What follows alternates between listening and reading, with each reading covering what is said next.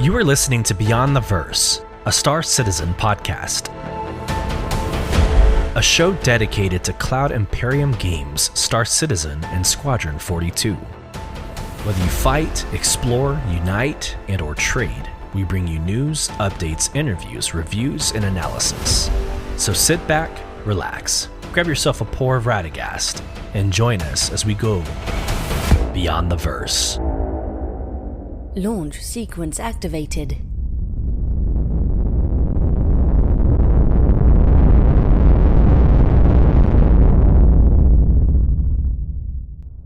Hello, friends, and welcome to Beyond the Verse, Star Citizen podcast with your host, Solus.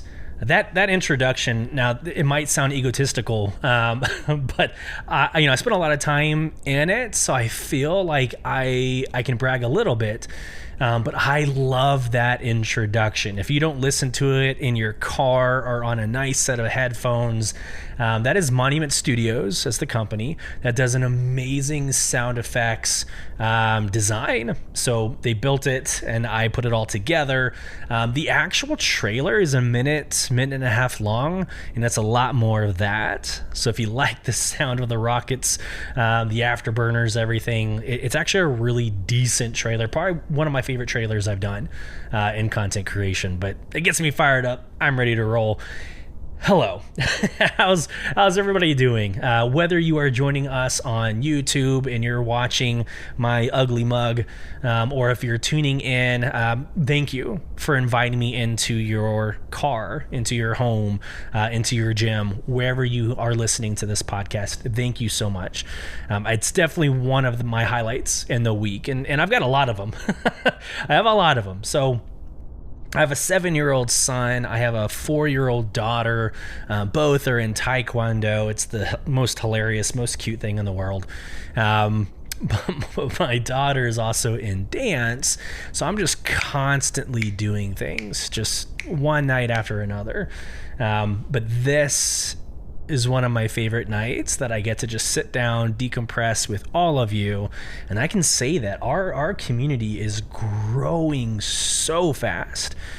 This is episode 7, and we're at 56 YouTube subscribers. We're at over 800 unique listeners on podcast, over 7 platforms.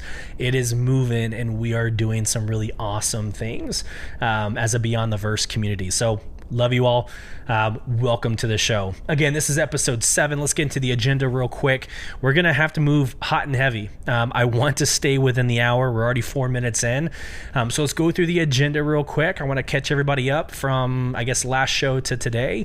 And then let's talk a little bit about what was released with 320 coming down the pipeline, 319 in the PTU, and then we'll obviously get into our lore deep dive. So agenda time. We will not be having a community spotlight today. We have something very special planned in the next couple of episodes with a very popular, very well-known content creator. So that's going to be exciting. Stay tuned for that. But we're going to skip over the community spotlight for this week because we have so much to discuss. So we're skipping over that. We're going to go into Jump Point. So Jump Point released last week, Friday, if I'm not mistaken, but it released and it covers rebuilding of Loreville, a little blurb about Anvil, Aerospace, Invictus Launch Week, the Bingo Carrier, which so much to talk about, so much to unpack there. And then it gets into a portfolio of a mining company called Pyrotechnic Amalgamated. Which is, I'm not going to ruin it, but it's actually it's kind of an Easter egg. You don't really know what you're reading until the very end. So we'll get into that here in a second. And then there's a teaser at the very end of Jump Point that hints at a future ship. Super exciting. We'll get into 319 live in the PTU. It's been live for the last week for Wave 1, which does go into the locations of Loreville Cityscape, the gameplay additions of the new player experience, salvage contracts, Ghost Hollow PvP, work on the tractor beam attachment and detachment functionality, and then the RSI links. Can't wait to get into that. There was an RSI launcher update, very small. It'll take I'm going to go ahead and discuss it. There was an RSI launcher update 1.6.6. It's only 2 fixes. It's fix on acknowledged model, and then detects Linux users for analysis. We won't revisit it, but I owe you the updates for each week. That's part of it. And then we'll talk about Jumptown 2.0, some stories that I've had personally with Jumptown 2.0, but this is Jumptown 2.1. It's going to debut May 5th. We'll talk a little bit more about that. There was a subscriber flare drop. There's a roadmap roundup that we'll want to discuss. We'll go into today's episode of Inside Star Citizen that aired on YouTube, and then we will get into our lore deep dive. So as you can tell, yeah, we have a lot to discuss in the next couple of minutes. So since we last met, if you follow me on Twitter, you know that me and everybody else living in Austin, Texas survived a hailstorm. It has nothing to do with Star Citizen, but I did post some videos on Twitter, and I tagged, CIG and some of the individuals there, and it actually like blew up. It was a horrible hailstorm, and it's just interesting because like you think Texas, you think springtime. A little bit after springtime. You don't think hail, but it was literally hailing sideways. And I'm proud to announce that my Raptor's okay. Take my house, but don't take my Raptor. The Raptor's okay. The house is okay. No broken glass. No, nothing to worry about there. And I didn't hear from anybody that there was some massive destruction. But that was something else. And I lived in Texas the majority of my life, so that was fun. That same day, Jump Point released. And if you are a subscriber, you have access. It used to be every month, and then they slowed down the cadence. Now, I don't know if that's a production consideration or if there was more of a reason as why they needed to slow down, but it did end up slowing the cadence where it's once every 2 or 3 months. So our last one was a couple months ago, and this is the latest. This is April's Jump Point. And so I want to go ahead and get into that. And I do want to go ahead and screen share. So again, for those of you on YouTube, feel free, watch the screen. I'll try to describe everything I can for those on podcast. But this was a 20-page brochure or Jump Point that dealt with a lot of interesting things. At this point, especially listeners of the show, at this point, there's no secrets or there's no surprise on what was released with patch 3.19. The major release or the major change was the Loreville cityscape. And so there's a lot of discussion. There was last week's Inside Star Citizen was all about Loreville, or Moorville is what they kind of dubbed it. But it was beautiful to watch. On last week's YouTube, the Inside Star Citizen, it's something different to actually fly in and around Loreville. It is a whole different experience. It still has the volumetric clouds. It still feels dusty and dirty and maybe industrial. But again, it's so different to have flown it a couple of days before 3.19 and then flying it a couple of days after 3.19. It does feel different, almost completely different. And there's a lot more scale. There's a lot more verticality to Loreville. And so again, if you're watching on YouTube, you're going to see some pictures. I would just encourage you to go into the PTU and try it out yourself if you're one of those individuals. But there's a great article. This is the main point of the Jump Point. It's called Rebuilding Loreville. And it basically goes through kind of the hows and the whys, how they approached rebuilding it, maybe why they wanted to go for the verticality and more kind of depth, why they went for like furnaces, which to me is my personal favorite thing about this launch, is like you fly around and there's furnaces that really gives off the smoke and the glare and obviously the fire, but it really puts that industrial mood on kind of the lore of Loreville, which I'm actually going to read that snippet here in a second. But as I go through and I show you all the pictures, I think what stands out to me, it's not so much maybe the rework of the verticality as it is the depth for me. Like I feel like Loreville has more depth. It's deeper, right? Like I feel like you can see further At the same time, you can't because of the dust and the clouds, but there's just more to it. It's almost as if it never ends. In the video, they mentioned claustrophobia, and that's like a legitimate reaction when you're flying around Lorville. It does truly feel a little claustrophobic, as you can't really see above you because of the clouds, and your distance beyond, or like horizontally, it's all vertical. So you're kind of seeing through buildings, and you're seeing through, again, more smoke plumes, etc. So some really awesome pictures here. They did a lot of work with the lighting, with the windows. They explicitly said when you fly by, they did a real like scale to the windows, which makes it easier. And this is spelled out in this jump point. It makes it easier that when they do put livable, movable space within each of these buildings, it's a lot more easier. They don't have to fix the exoskeleton. They don't have to fix the outside, right? All they have to do is roll out the inside and they're good to go. But some beautiful pictures here. This image here for everybody, this is a kind of a gray box or a white box view of the main, no, my mind's going blank. The main business center, the trade district in Lorville. You would recognize it if you saw it, but it's basically that area near the spaceport, and you can tell the difference. And they show this picture to kind of show the difference. Again, the verticality stands out to me.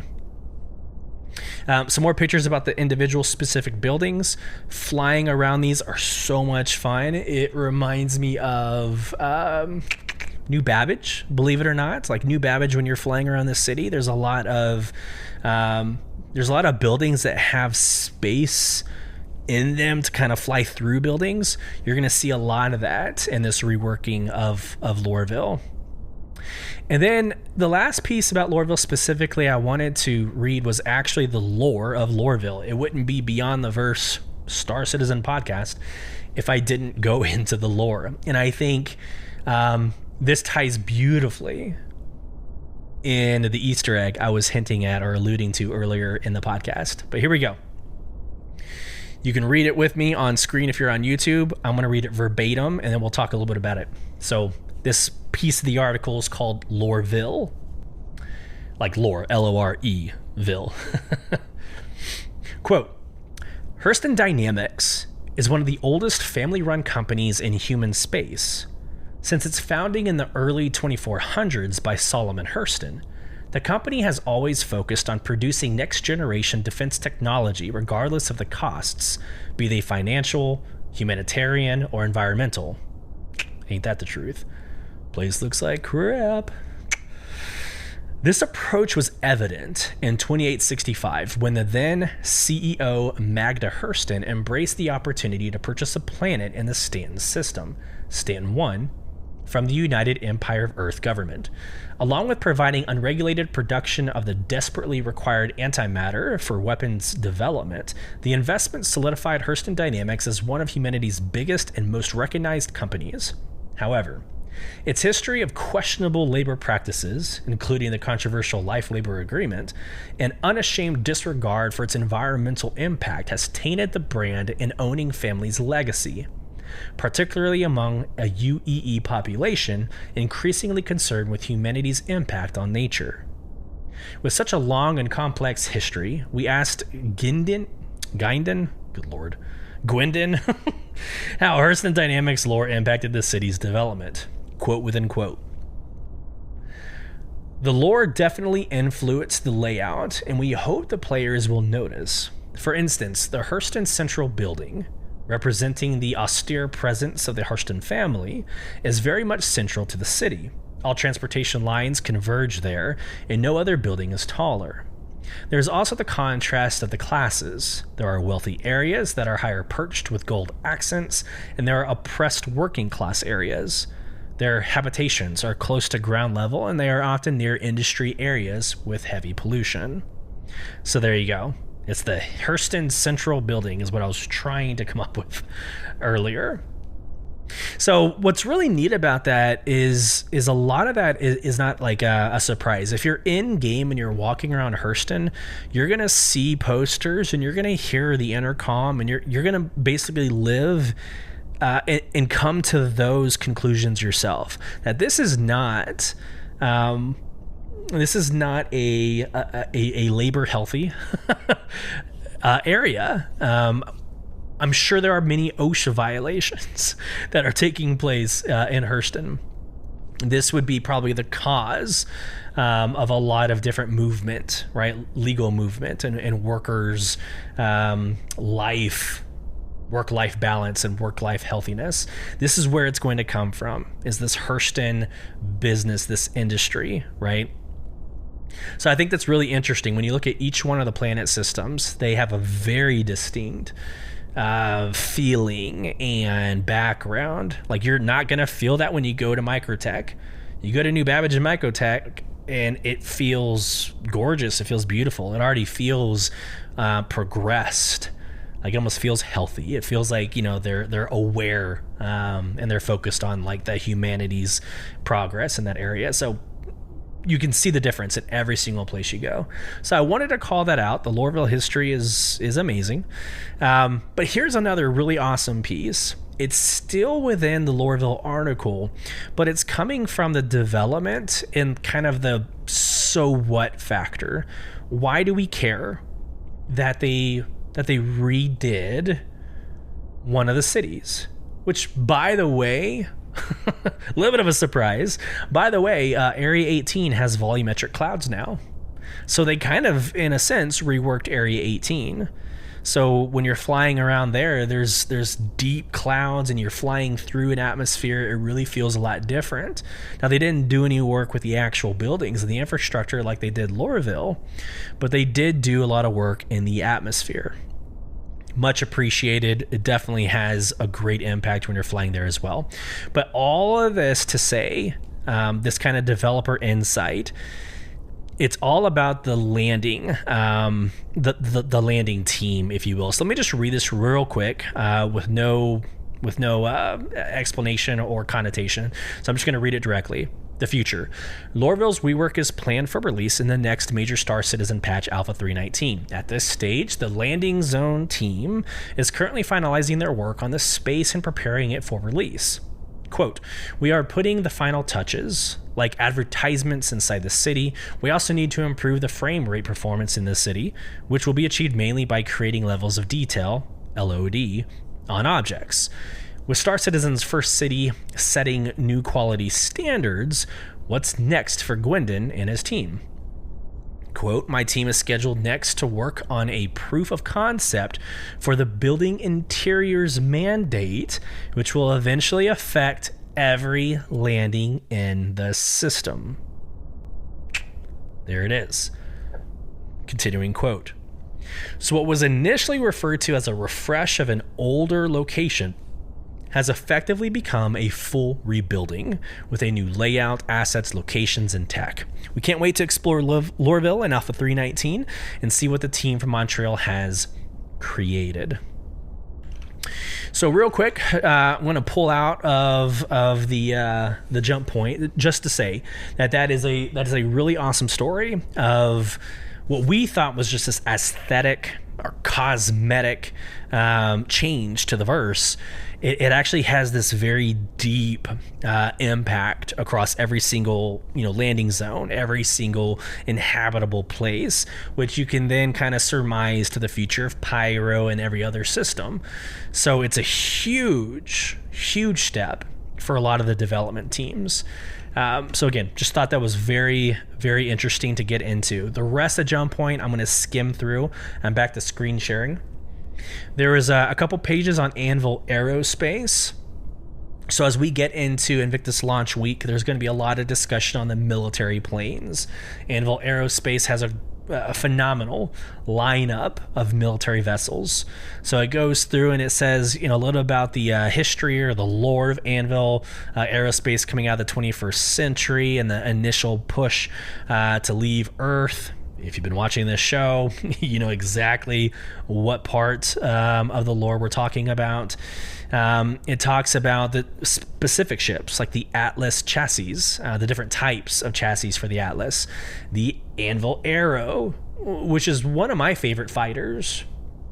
Quick aside, there's always this debate between the Arrow versus the Gladius. They're very similar in capability. The only difference, at least for me, what I've observed, is that the Anvil Arrow is a lot more nimble. It's a lot more, it's agile. It's a lot more, you can control it better. It just has, in my opinion, less shields, less firepower, but it can escape. It has a lot more maneuverability. Had to have that aside. Moving on.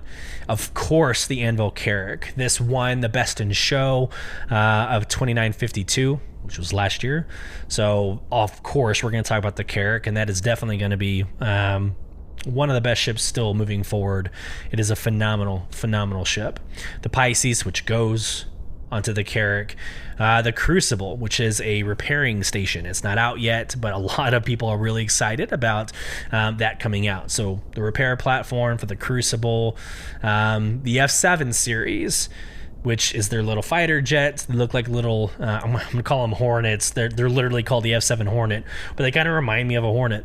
But here's what I'm excited about, and this is like a weird, I don't want this to be a weird flex, but I am a concierge level that gives me the F8 Lightning, and I cannot wait for the F8 Lightning. Cannot wait for it. It's going to be a phenomenal vehicle. You can steal one. You can steal one in game and kind of fly it around, but it's not available yet. It's still in concept, but it's going to be. I'm super excited. Right now, my fighter is the Scorpius. Well, it kind of goes back and forth between the Scorpius and the Hurricane, but I prefer the Scorpius. It will be replaced by the F8 Lightning. Absolutely. There's no question about that. And speaking of which, here's the Hurricane, right? The Anvil Hurricane. Just quickly, both Hurricane and Scorpius, I would say probably are the two, in my opinion, two of the best fighters. They, of course, are better manned with a buddy. Right, so they're a two-manned vehicle, but the Scorpius, I would say you can still fly solo. The Scorpius you can still take on very high risk, a VHRT, bounty hunting mission. I haven't had the same success with the Hurricane, so I'm not as confident to say that the Hurricane's a good solo vehicle, but the Scorpius absolutely is. You got the Anvil Hawk, the Anvil Liberator. The Liberator is also in concept, but that is a fleet transporter. So something really cool to get into. The Terrapin, which is a turtle. Hey guys, I personally hate the Terrapin. I do. It was one of my first ships that came in the pack that I bought. I had the Explorer pack. Terrapin was to me worthless. Now I know there's some work to be done. It's a defensive ship. It's supposed to have these amazing shields. It's a turtle. It's a freaking turtle in space. I just can't. I just can't do it. I can't do it. Like you load in from the side. There's a side ramp, and it looks like something from Star Wars. The whole inside's like red lit, almost like something you would see from like the Death Star. You think like a Darth Vader or like some Sith is gonna like come rolling out of it when you open. I don't know. I just can't do it. Can't do it. The Anvil Valkyrie, moving on. The Anvil Valkyrie is the last ship that they talk about. It's a great drop ship. I think there's better drop ships in the game. This also is in concept, so we don't really know yet. I just like the design of other drop ships better.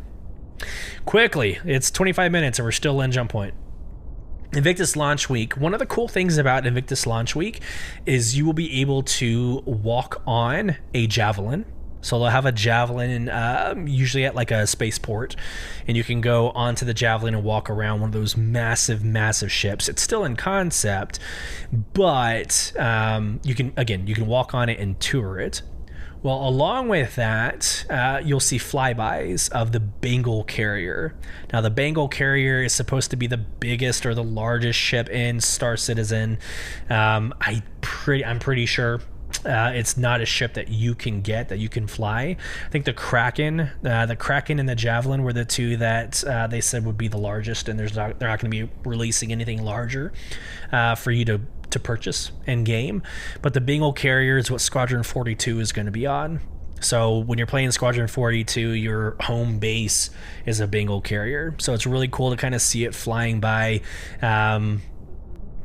I guess that's it. Like there's not, it's cool to see it in scope and in size, knowing that you can't go on it. But there's a cool article about what it is, different attributes about it, which again, it is what it is.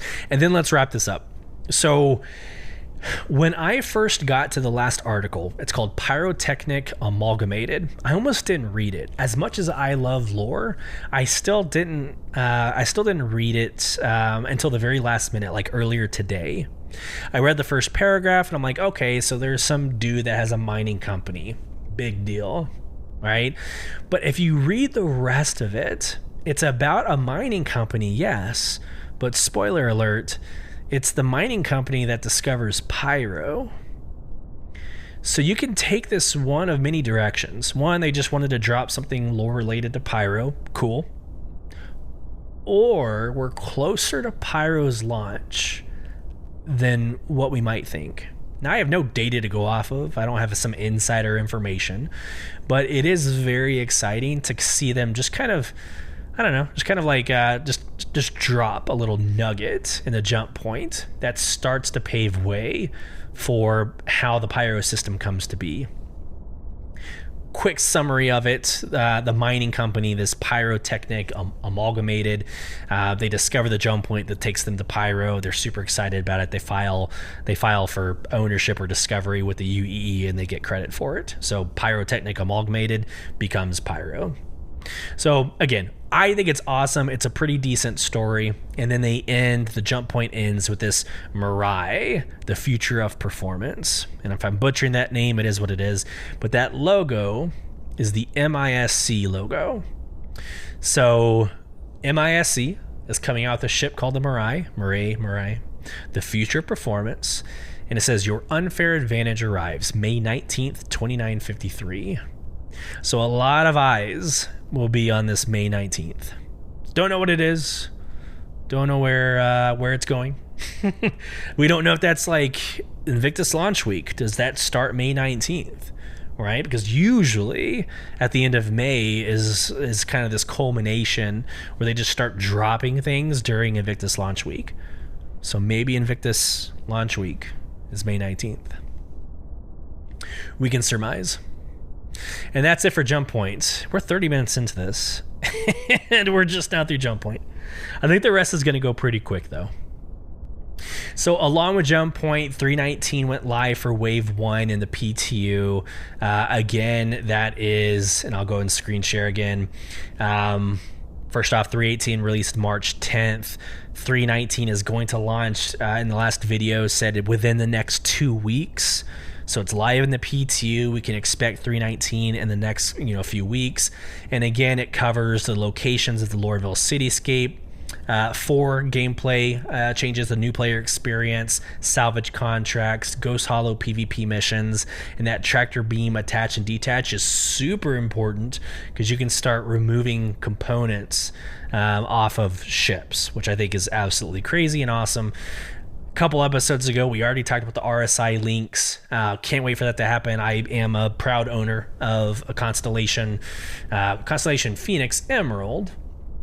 So I'm excited to get my RSI links finally, which is the ground vehicle that comes with your Constellation Phoenix. Super excited. But as I was here, I'm like, hey, let's go ahead and talk about 320, which is tentative for Q3 2023. So let's just go ahead and talk about it since we're on this page.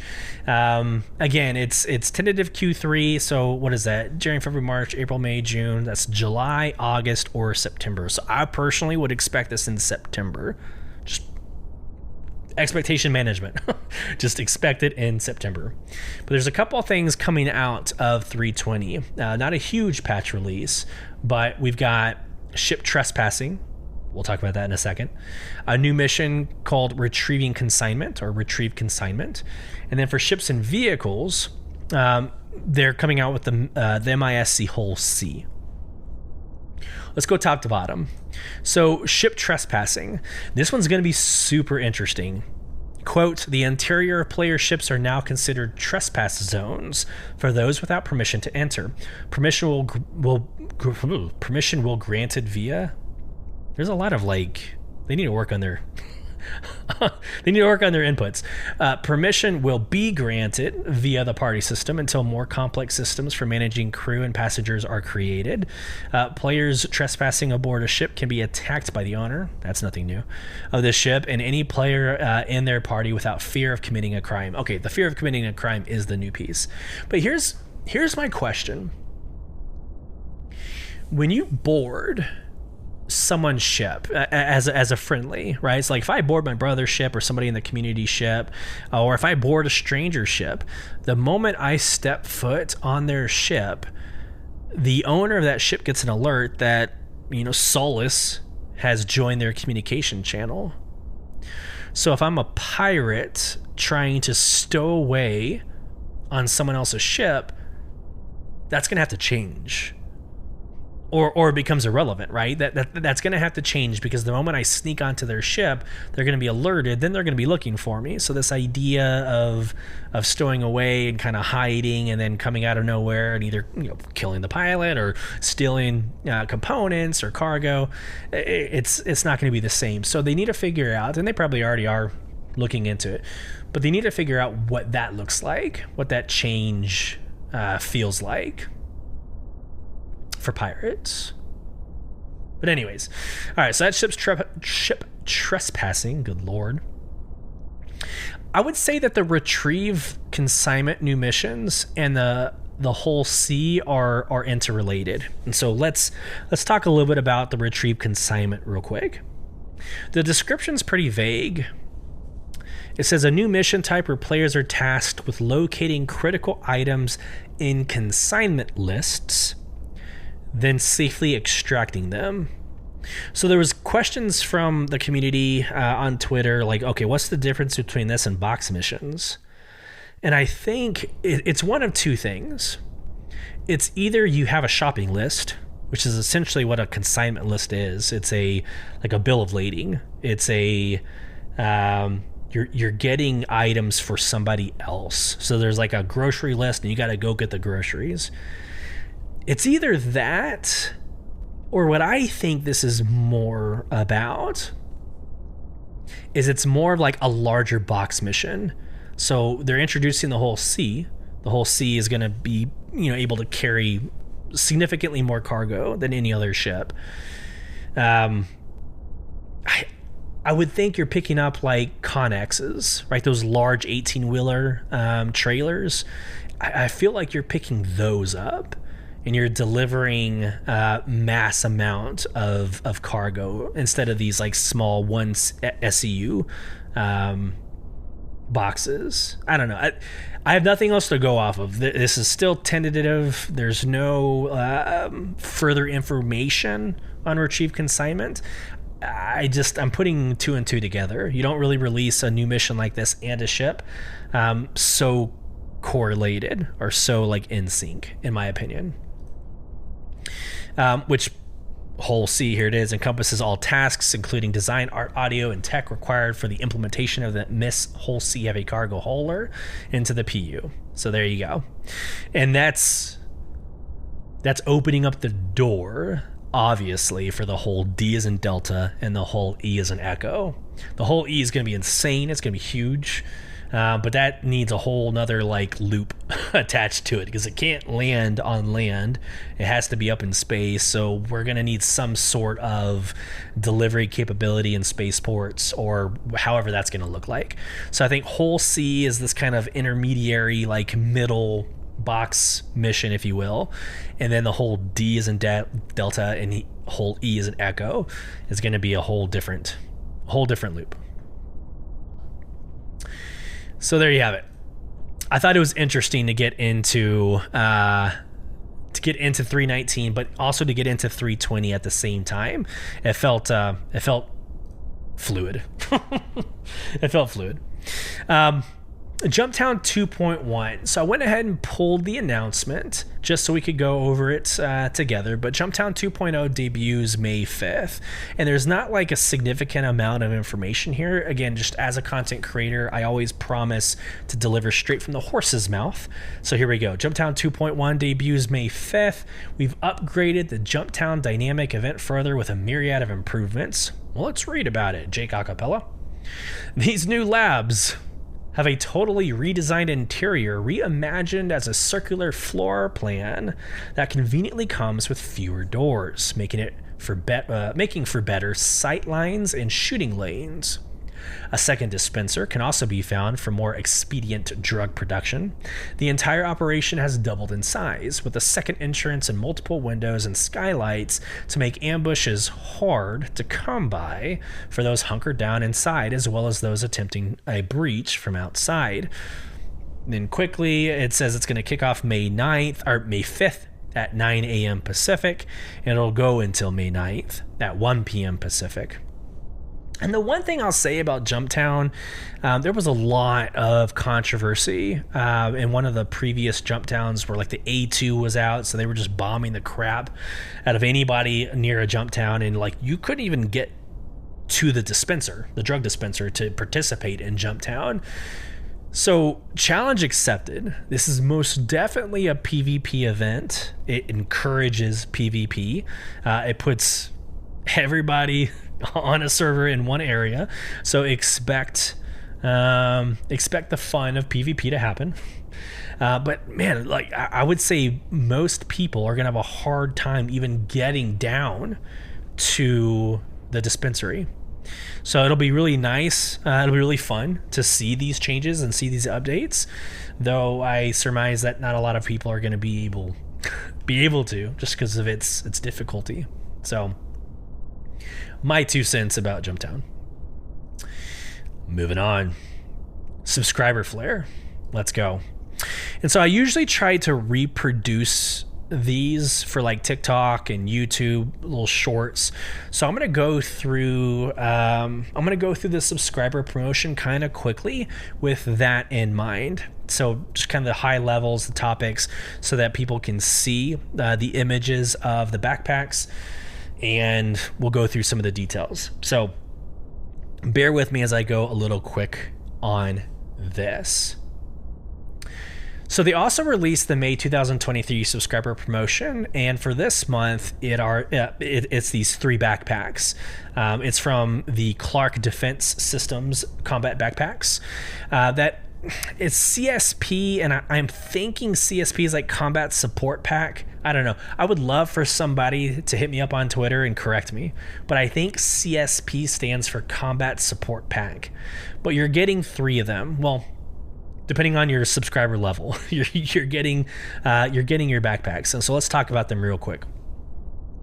So if you are a current Centurion level subscriber, you're going to get the Night Camo CSP 68 Lima backpack. It's a 40,000 SCU backpack.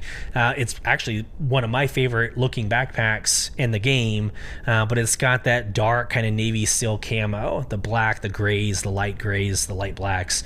It looks amazing. So every subscriber is going to get this backpack.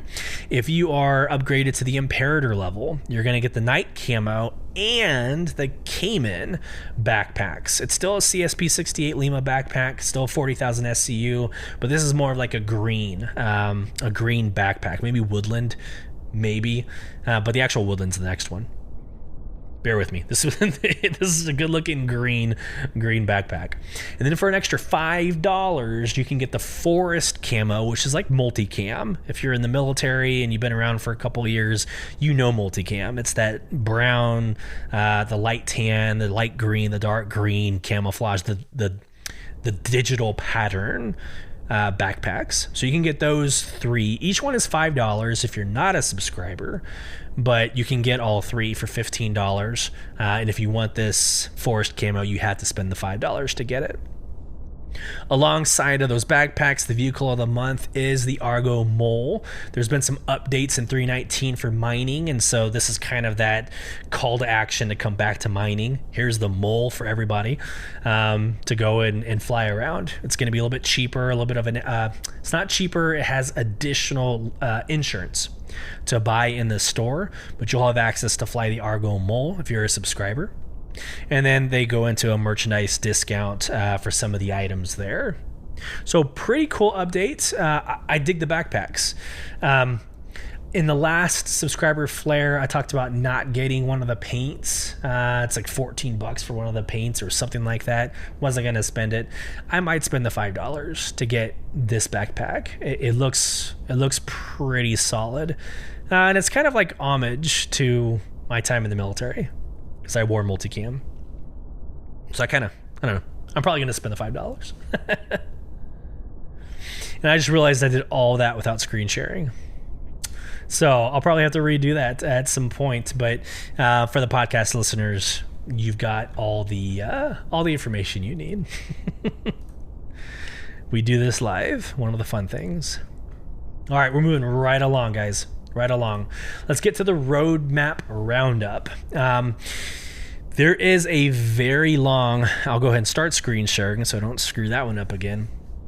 There's a very long article, as all roadmap updates are. So for this podcast, we only go into the roundups to talk about high level. And we've already discussed all of this when we were doing the 319 and 320 updates.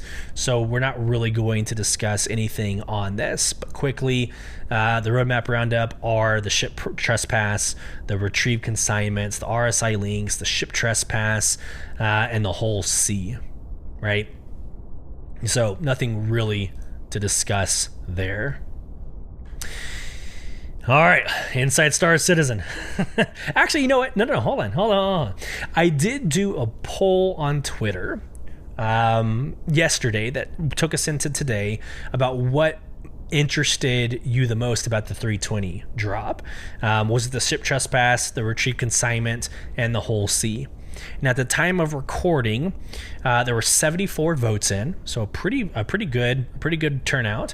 But the majority of you, 51.4%, are interested in ship trespass, which I actually agree with. That's going to be a very interesting dynamic, or an interesting change to the game. So super interesting there. And then it's the whole C. Of course, it's a new ship to fly around. Of course, that's going to be of interest. So 40.5% for the whole C. And then only 8.1% were interested in retrieve consignment, the new mission. And I think that's more than likely because we don't have a lot of information about it. We don't really know what it's going to be to get excited about. So completely fair. So I did want to share that. If you don't follow me on Twitter or Instagram, please, by all means, it's not for like a number thing. I don't really care about numbers.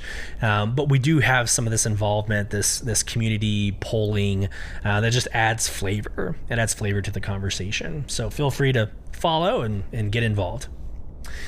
Last but not least, before we get into the lore deep dive, Inside Star Citizen aired this morning, and it was a drop about a new racetrack that they're developing for New Babbage or in Microtech.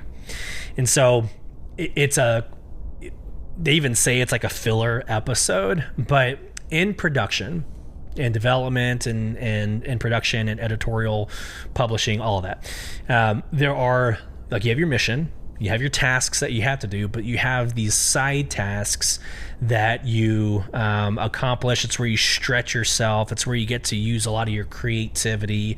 Any program manager or project manager, even if you're not involved in the gaming industry, is familiar with this idea. You've got your deliverables, and in between those deliverables, you have the ability to stretch. You have the ability to go out and do other things. Well, this was an opportunity for one of the developers to get on and show us the different ideas that they had for this racetrack. So I don't know. I don't want to relate it to like Mario Kart, but different like mechanics to add flavor and interest to just racing around a track. So are there obstacles, icicles that drop, because it's Microtech, icicles that drop or ice patches on the ground? Is there a ramp that you can jump and kind of like skip parts of the track? Just some interesting things like that. So it's about a 14-minute video. I'd encourage everybody to go watch it. It's just interesting. I encourage most people involved in Star Citizen to get into the development, to get into those videos, the conversations, so you better understand where the game has been for the last 10 years and where it's going. Now, it's not going to make anybody feel better. You're going to feel how you feel, whether or not you want the game to be launched years ago or if you're okay with it or not. You're not going to change that opinion, but I think it helps add color, maybe some context to what is happening behind the scenes. So highly encourage you to go do that. And without further ado, man, we've been moving fast. We have 14 minutes to get into the lore deep dive, which is the 28th century of Star Citizen and Squadron 42. Let's go.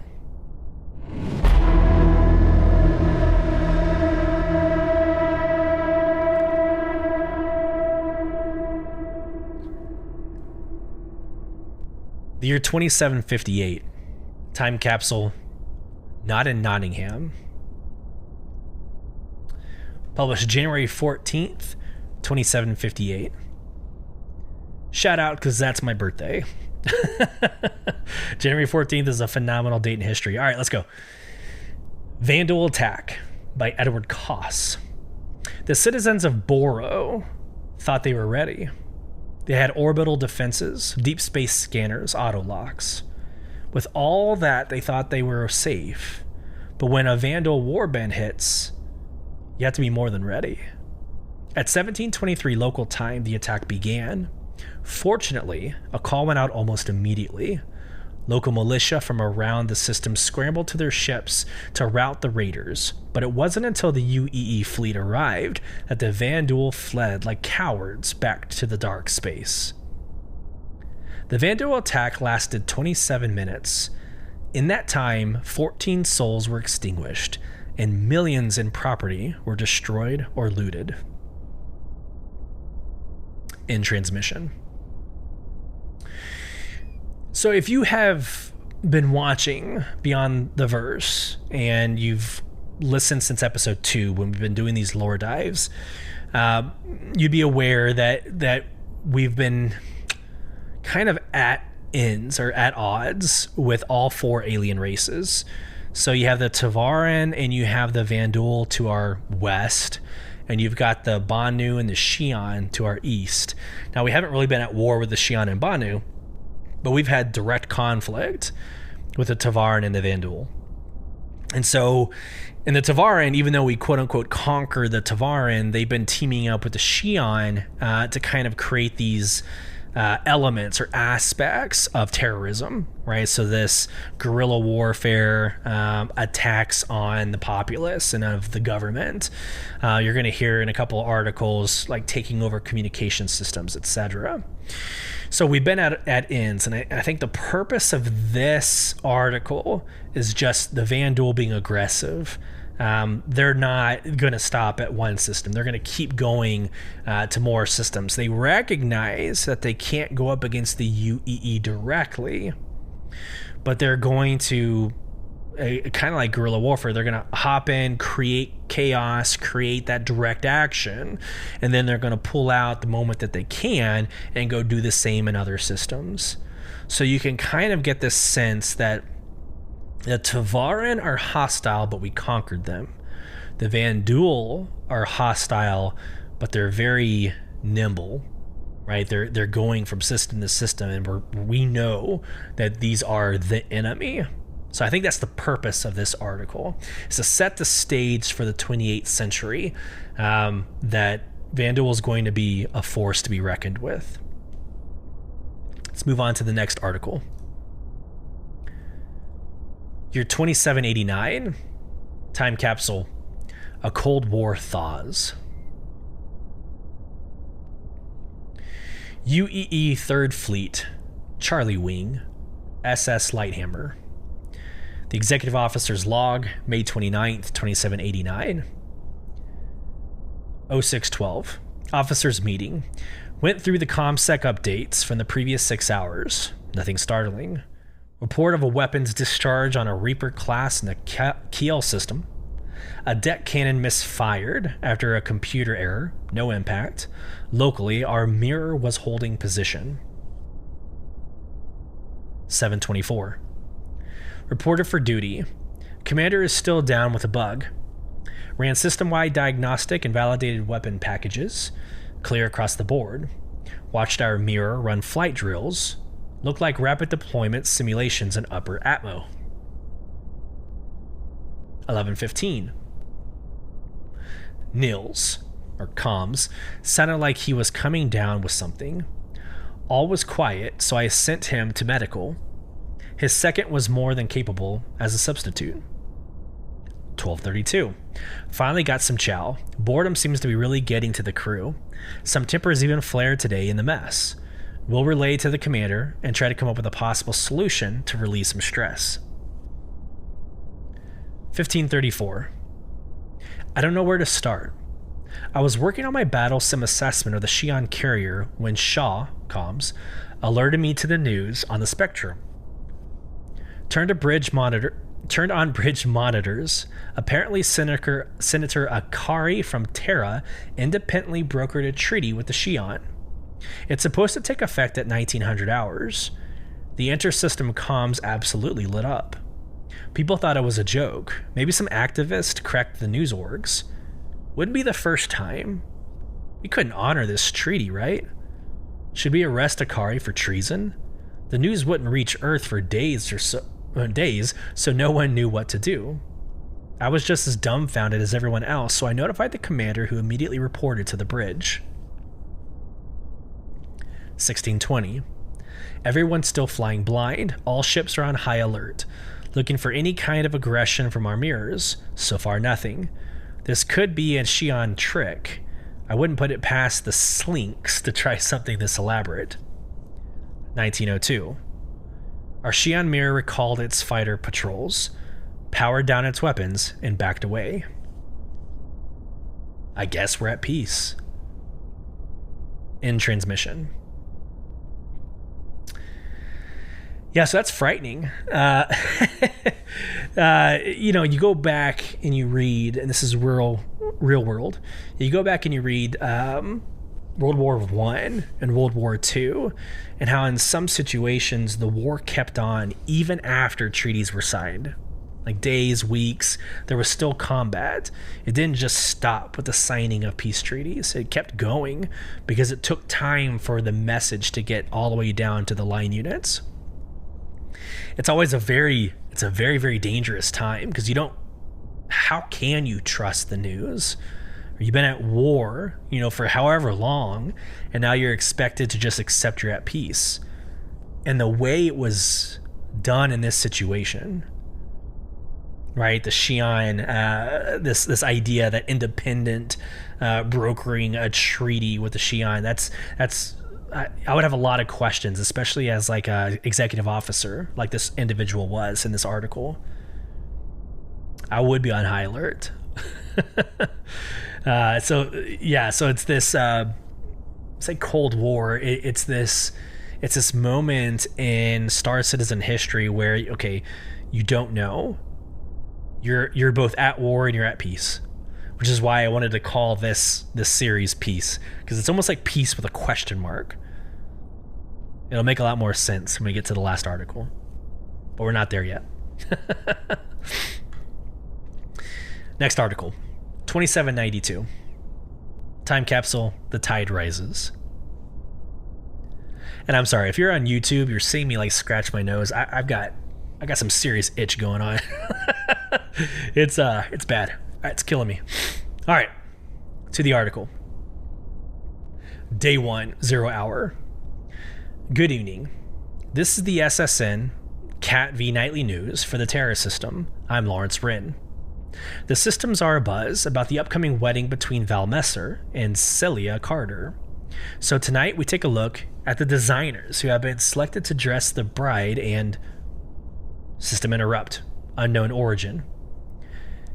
Humans of the systems, this is Tide. Pull the veil from your eyes and see. Garen 2 was a developing world with a vast array of species. We say was because they are no more. The Imperator and his court minions terraformed the planet, killing everything to feed their insatiable greed. Pull the veil from your eyes and see for yourself. Day 1, Hour 3. Police Comm Intercept Field Unit. This is Unit Bravo 234. We've got an unauthorized gathering in Grid 14 Gulf. Need additional ground units deployed. Have air support on standby. Hour 5. Field Unit. Get the guard. Indistinct yelling and gunshots. Get the army. Get whoever the hell you can and get them here now. We're going to be overrun. Off mic. You, shut up and gas them, now.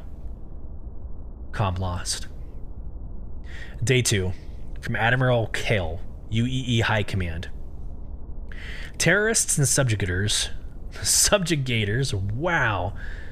Terrorists and subjugators are attempting to attack Earth. You are to stop all jump point traffic. I want every single system locked down. You are authorized to use lethal force on any craft that does not divert. Failure to comply will suffer swift retribution. Signed, Admiral Tel Kale. Day 3. Advocacy Interagency Memo to High Advocate Keller from Naravel regarding conspirator calm traffic. Operatives have uncovered how the insurrectionists are still communicating between systems despite the seizure of the comm relays. Comm messages are broken down into data segments and embedded into military communications. Analysts are trying to uncover exactly how they accessed our system.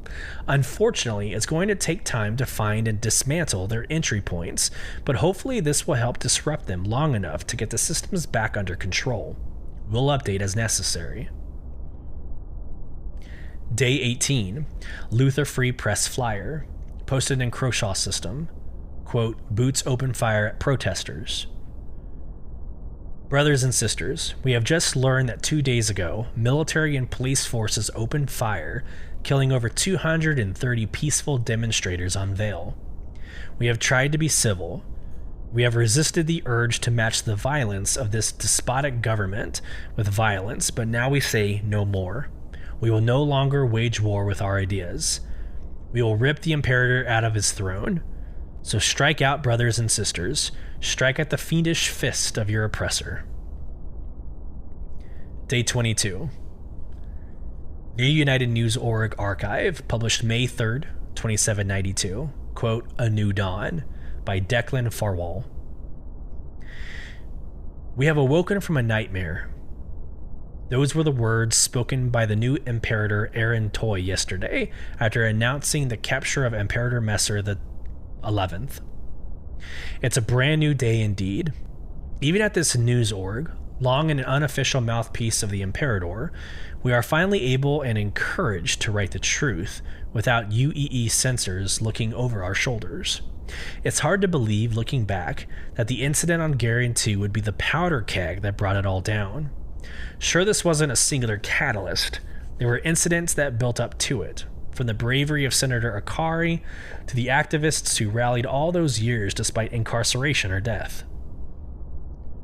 Aside from instituting term limits for the Imperator, Toy worked with newly elected senators to restore the tribunal positions of old. The new High General, High Secretary, and High Advocate will work under the Imperator position, but with the power to disempower them should another despot attempt to seize control. We woke up. Though the day we're facing is unknown, we have seen how far we can fall, so we must make sure that every step we take is a step up. In transmission. And I'll have to dive deeper into that. That was a pretty long article that basically said that Messer, the original Imperator, was overthrown. And this new Imperator kind of brought in democracy, this idea that, yeah, you have a president, but the houses of government can overthrow or can remove the president from office. It's kind of the same idea. So here it is in Star Citizen, where in America, at least, you have an executive, a legislative, and judicial branch, 3 branches of government. You've got this high advocacy, high general, right? What's the third one? Good Lord. High General, High Secretary, High Advocate, right? You've got these three roles, kind of the same concept, with this imperator being kind of America's version of a president. So I think we kind of, it's kind of sad if you think about it. 800 years into the future, we went away from what we know works, for the most part, in theory, on paper. We went away from what works. We did our own thing for 800 years, and it took something like this to get us back to this idea of a kind of a democratic system, where it takes a group to rule, right?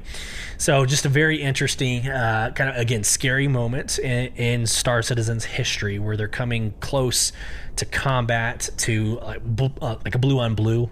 That's what we said in the military, a blue on blue force, where you're killing your own.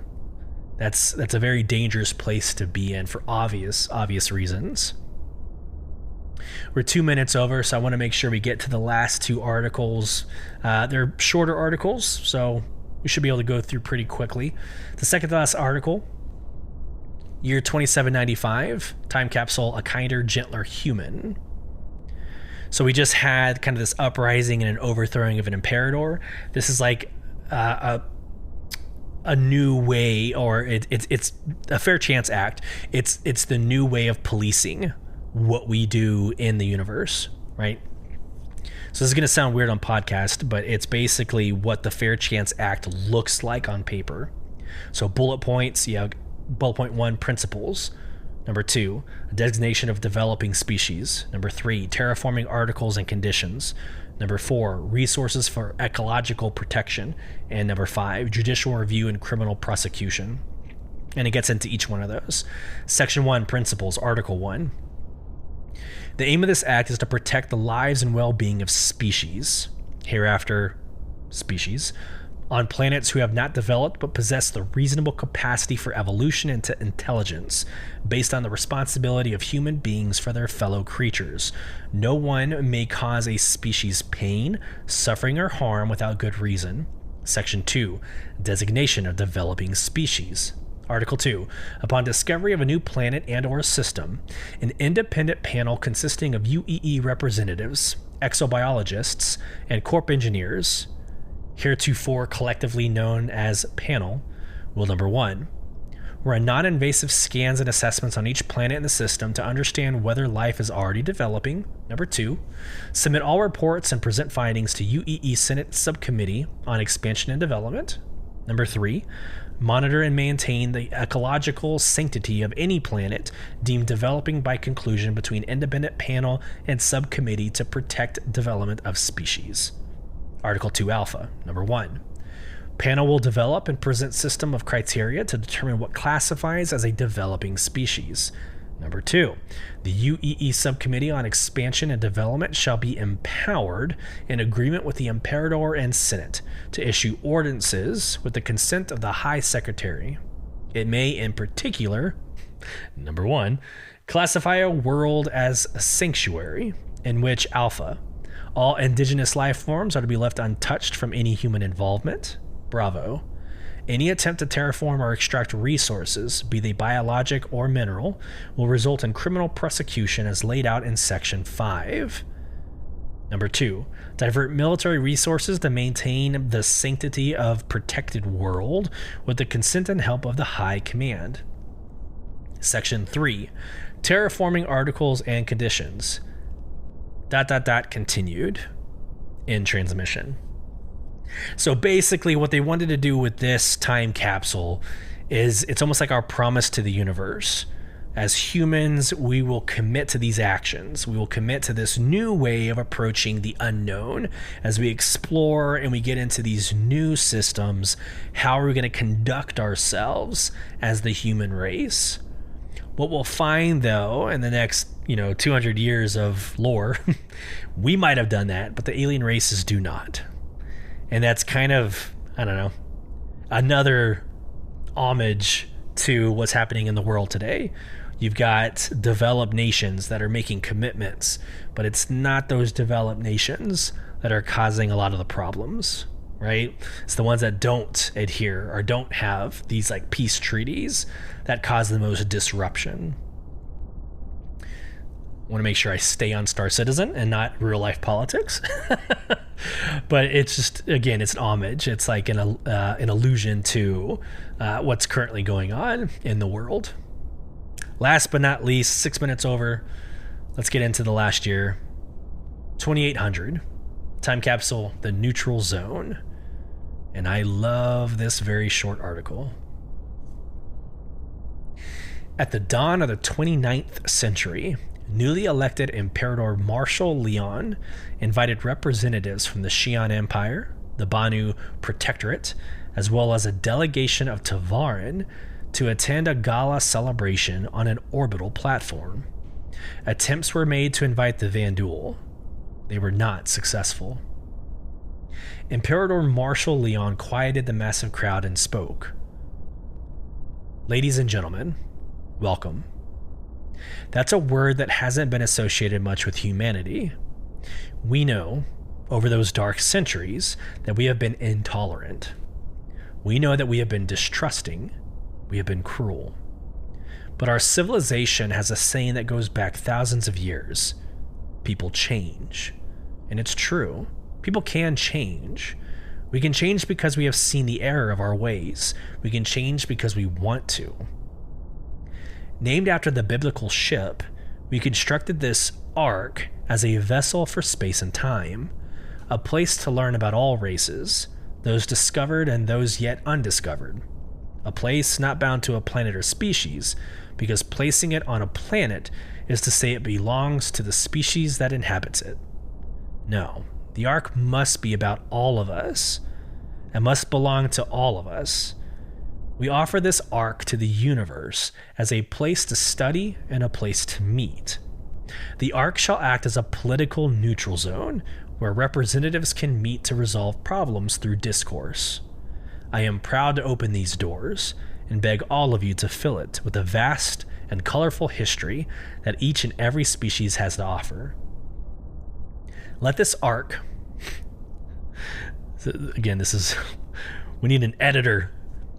Let this ark stand as a testament and proud record of the lives that we have, the lives that we and those before us have all lived.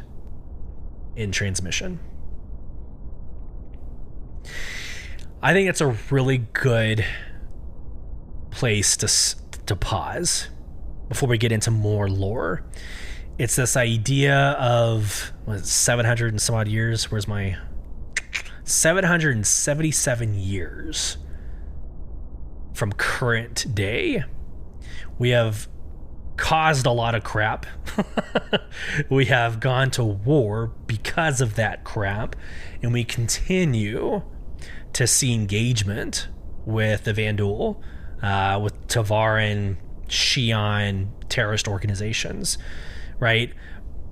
And it comes to this climax where it's almost blue on blue. We don't know what's happening. We have to overthrow our own Imperator.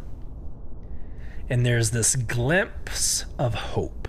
There's a glimpse of peace that falls over the citizens of the verse. So in this moment, as we wrap up episode 7, we're at peace with 3 of the 4 alien races. Vanduul are a lost cause, but we at least can say that this new coalition can pave the way into the 29th century and beyond. It's going to be exciting to get into the next 53 years from where we are currently playing today. And with that, I hope this finds everybody well. Whether you watched on YouTube, thank you so much. I hope it's been fun to watch the screen share, or whether you listen on podcasts in the next couple of days, it's been a blessing. I always enjoy this, and I hope this has entertained you and informed you, as is my intent. Take care, everybody. Until next week. You've been listening to Beyond the Verse, Star Citizen podcast with your host, Solus. Join our in-game organization, Soul Provision, by applying at www.robertspaceindustries.com/orgs/provision. You can get involved in the conversation with your questions, comments, or emotional outbursts by emailing us at starcitizenbtv@gmail.com. Watch us live on Thursdays, 8 p.m. Central at youtube.com/@StarCitizenBTV, and follow the conversation over at Twitter and Instagram, both at /StarCitizenBTV. Once again, thank you for joining us. We hope this finds you well. Until next time, safe travels as you traverse beyond the verse.